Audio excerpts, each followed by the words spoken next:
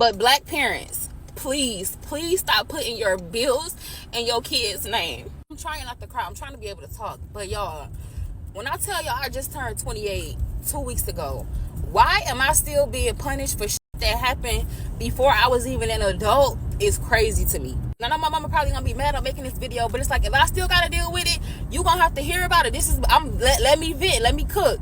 But it's like, y'all, my mama put my name on her lease when I was in high school. Mind you, in high school you are 18, so you are legally old enough to sign a lease.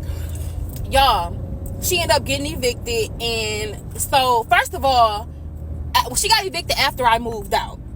I signed a lease when I was still living with her, obviously, but then when I moved out, she ended up getting evicted. Y'all, when I tell y'all, this company, Gardner Properties in Michigan, yes, I'm calling y'all out, because it, like, I understand motherfuckers gotta pay what they owe, but it's like, it's 10 years later, why the fuck are y'all still bothering me when y'all garnish my wages, my Taco Bell check? Mind y'all, I'm 18, 19, I think I was 19 when they started garnishing my wages. Y'all start garnishing my wages. Y'all took my state taxes multiple times. This is when I was in the workforce. And now, 10 years later, y'all still coming for me. And now y'all trying to come for my spouse. Like, what?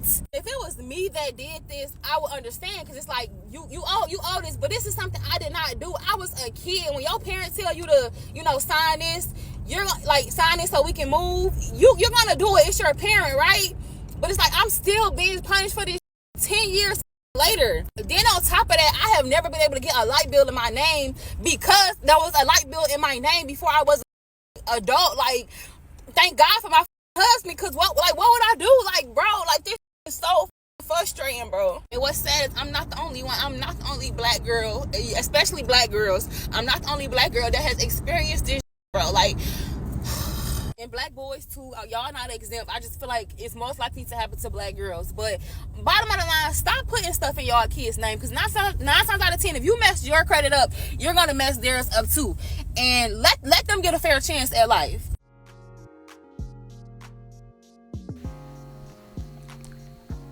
I think oftentimes it happens to the sisters a lot. They get taken advantage of like this because they're more likely to stick around with the family when everything hits the fan. Like, for example, the brother, he's more likely to hit the street, leave the house. Whenever some things go down, you can't really depend on him to take mama or grandma or sister or whoever, auntie, to the hospital or to the doctor's office for weekly checkups and stuff. They'll be more likely to be out here in the field. So the girls are more loyal to staying home. They're more loyal to staying home to their family, so they get taken advantage of. But going to what she was saying, man, this is all the way jacked up because a lot of black people go through this, man. And for the ones that didn't go through this, we should be thanking God that our parents and that our people never, ever had us enter this type of lifestyle, because it's messed up when you are of age and you start to understand why you were signing off on what you were signing off on when you were younger. When you do it when you're younger, just like when she said, you're pretty much gonna do it because you're pretty much almost forced to do so. The bad part about it is when you actually hit of age and you leave your people's house and you will actually want to start a life of your own, most of them tend to have an attitude when you bring it back to their face. It's almost like borrowing some money from somebody and they know they got the money loaned to them. They doing whatever, you sitting back waiting patiently for your bread, you're not really bothering them, and then on that 7th month, you decide to hit them up and say, hey man, how about that there? You got that there?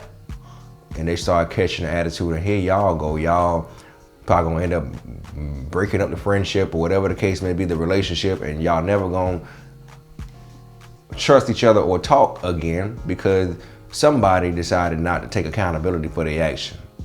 And it's jacked up because these are the same folks that would send you out in the world and tell you to go date somebody. They would say, this is my daughter this, my daughter that. And you sending that kid, you sending that offspring out into the world with a disadvantage.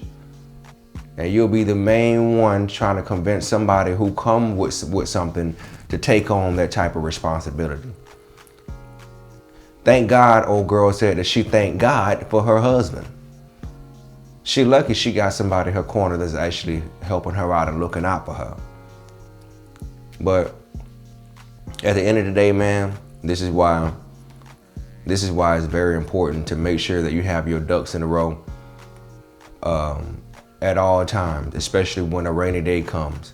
Because when it hits, man, the last thing you want to hit, you can go to anybody for some money, ask for some cheese and cheddar, whatever, get some help from other folks. But you know you got it real bad when you start to run out of resources, and the last option you have is to take from your child. And then you don't even just put the money back or try to boost their credit or help them out.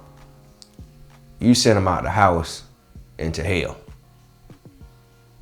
And then get mad when they question you about it because they got to pay for something that you messed up.